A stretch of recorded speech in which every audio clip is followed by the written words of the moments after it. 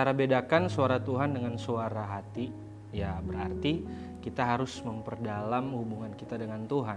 Dengan cara apa?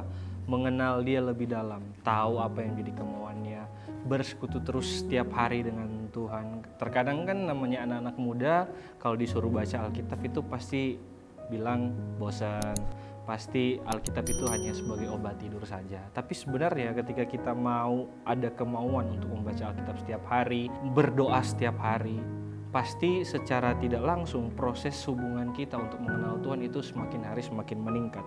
Nah, untuk mengenal suara Tuhan kita perlu mengenal pribadinya. Kita perlu mengenal Dia lebih dalam lagi, tahu apa yang menjadi kemauannya. Karena bicara soal mengenal itu pasti bukan hanya sekedar tahu. Bicara soal mengenal berarti sudah ada hubungan intim dengan Tuhan. Nah, terkadang itu kalau misalnya kita sudah tahu atau sudah mengenal suara Tuhan, Tuhan itu ngomong ke kita itu lewat 4 hal biasanya. Yang pertama itu kesan di hati.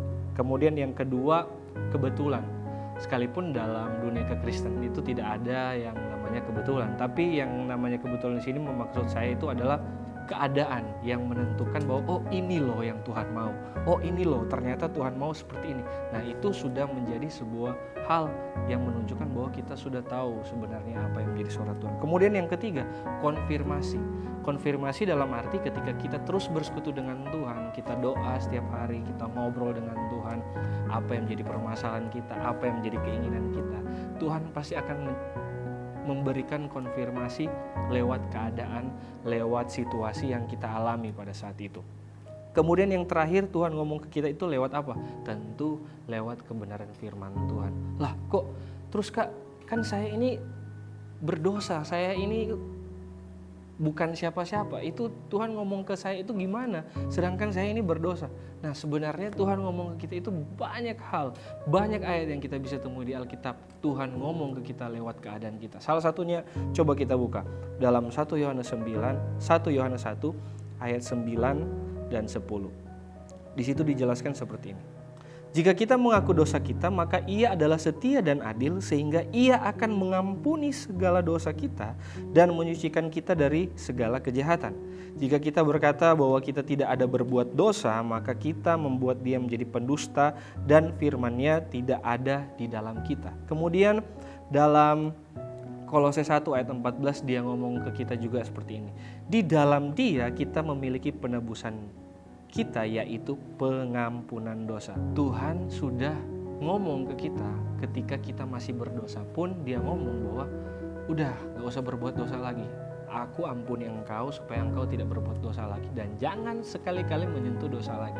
Nah itu cara Tuhan ngomong ke kita. Makanya kalau disuruh tanya bagaimana kita membedakan suara Tuhan dengan suara hati, kita harus pertama kenali dulu siapa Tuhan kita, intim dengan Tuhan, bersekutu terus dengan Tuhan, kita doa setiap hari supaya apa?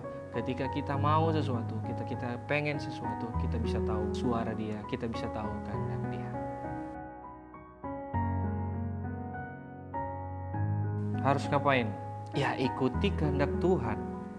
Namanya kita sudah tahu suara Tuhan, namanya kita sudah ada konfirmasi suara Tuhan, ini benar loh suara Tuhan. Sekalipun ini bukan berarti termasuk orang yang mendengar suara Tuhan secara audible ya, tapi orang yang sudah mengenal suara Tuhan secara keadaan, secara lewat firman Tuhan tadi yang di pertanyaan pertama, lewat konfirmasi doa-doa kita. Nah, kalau misalnya kita sudah tahu, oh ini nih suara Tuhan nih, berarti kita harus melakukan kehendak Tuhan. Memang kita diberikan free will, tapi jangan pernah kita menyalahgunakan kehendak bebas yang Tuhan berikan dalam kehidupan kita.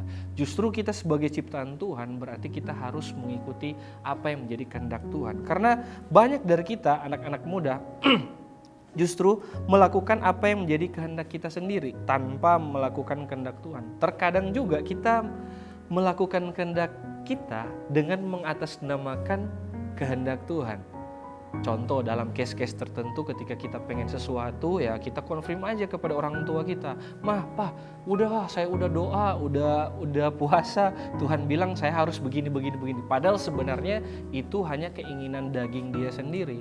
Makanya saya bilang terkadang kita sebagai anak-anak Tuhan sudah tahu Tuhan bilang enggak, tapi namanya kita pengen, kita seringkali justru mengatasnamakan kehendak Tuhan. Nah, dia sebenarnya sudah tahu apa yang menjadi kehendak Tuhan, tapi dia lebih memilih untuk mengikuti kemauan sendiri. Nah, jangan seperti itu. Kalau kita memang sudah tahu suara Tuhan, berarti kita harus melakukan kehendak Tuhan. Tahu apa yang menjadi kemauan Tuhan, berarti kita harus melakukan kebenaran. Terkadang cita-cita kita itu sebenarnya gak selalu kehendak Tuhan. Terkadang apa yang kita pengen cita-citakan ternyata bukan sebenarnya kehendak Tuhan.